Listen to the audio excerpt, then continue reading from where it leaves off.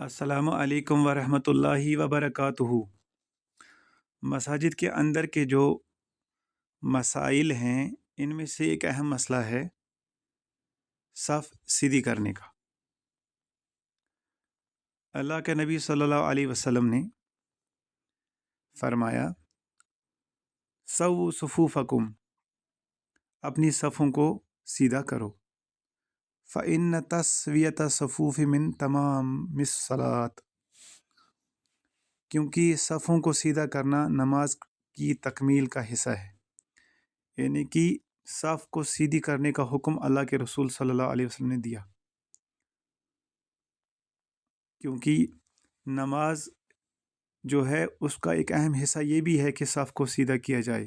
نماز کو صحیح اور سیدھا اور نماز کو مکمل کرنے میں صف سیدھی کرنا جو ہے یہ ایک اہم مسئلہ ہے۔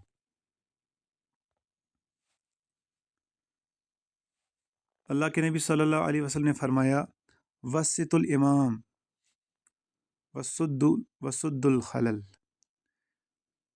یعنی کہ جب تم نماز پڑھنے لگو تو امام کو اپنے درمیان میں رکھو، یعنی کہ امام نہ دائیں ہونا چاہیے نہ بائیں ہونا چاہیے، امام کو اپنے درمیان میں رکھو اور صفوں کے خلا بند کرو، یعنی کہ صفوں کے بیچ میں جگہ نہ چھوڑو۔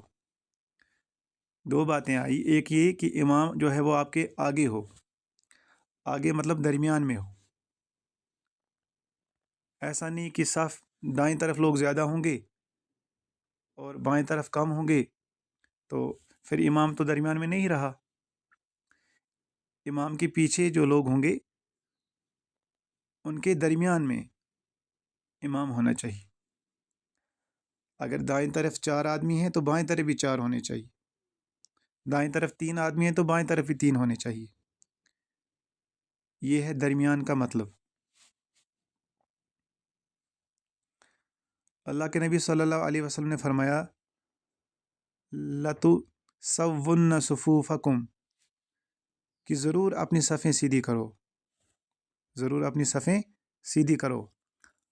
أَوْ لَيُخَالِفَنَّ اللَّهُ بَيْنَ وُجُوهِكُمْ، اگر اپنی صفوں کو سیدھی نہ کرو گے تو اللہ تعالیٰ تمہارے دلوں میں بگاڑ ڈال دے گا، تمہارے دلوں میں اختلاف پیدا کر دے گا، تمہارے دلوں میں فساد پیدا کر دے گا۔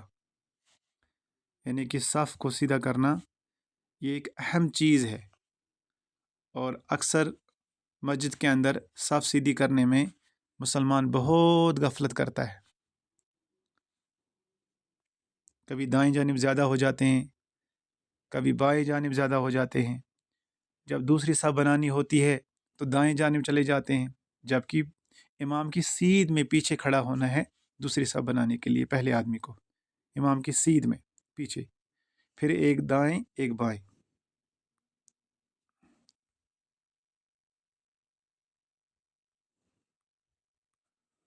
حضرت عمر رضی اللہ تعالیٰ عنہ کے بارے میں آتا ہے ان عمر رضی اللہ عنہ انہ کان یامر باقامۃ الصف من الوسط، کہ عمر رضی اللہ تعالیٰ عنہ صف کو درمیان سے شروع کرواتے تھے، درمیان سے، بیچ میں سے شروع کرواتے تھے۔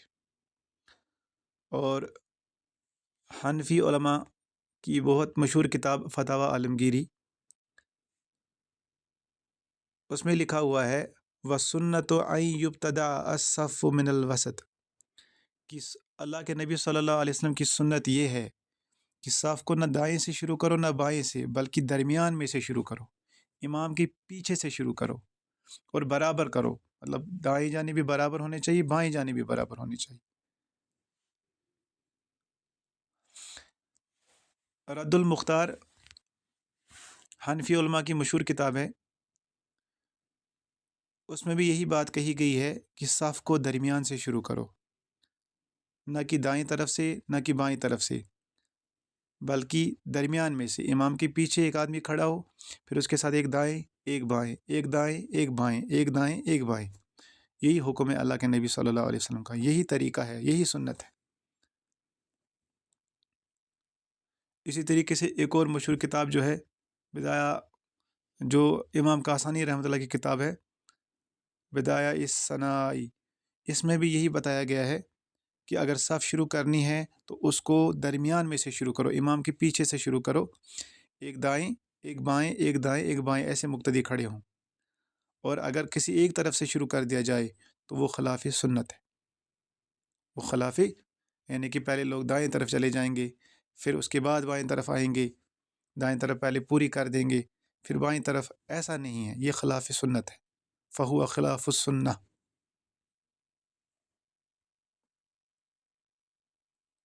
اسی طریقے سے فتح الباری جو ابن حجر رحمۃ اللہ علیہ کی کتاب ہے، اس میں بھی یہی بات کہی گئی ہے کہ صف کو درمیان سے شروع کرو، کسی بھی کنارے سے شروع مت کرو، لا من احد الطرفین، کسی ایک طرف سے شروع مت کرو بلکہ درمیان سے شروع کرو۔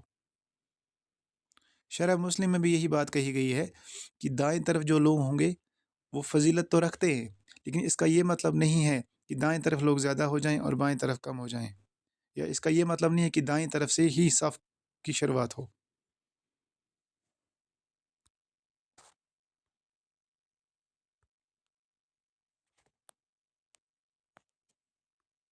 سب سے پہلے صف بندی کا طریقہ سمجھ لینا چاہیے۔ صف بنانے کا طریقہ یہ ہے کہ صف کو درمیان سے شروع کرنا چاہیے۔ پہلے آدمی امام کے دائیں جانب کھڑا ہو، اس کے بعد آنے والا امام کے بائیں جانب کھڑا ہو جائے، اور پھر آنے والے اس ترتیب سے دائیں جانب کھڑے ہوں، بائیں جانب کھڑے ہوں، اور اس طرح یہ صف چلتی جائے، برابر چلتی جائے۔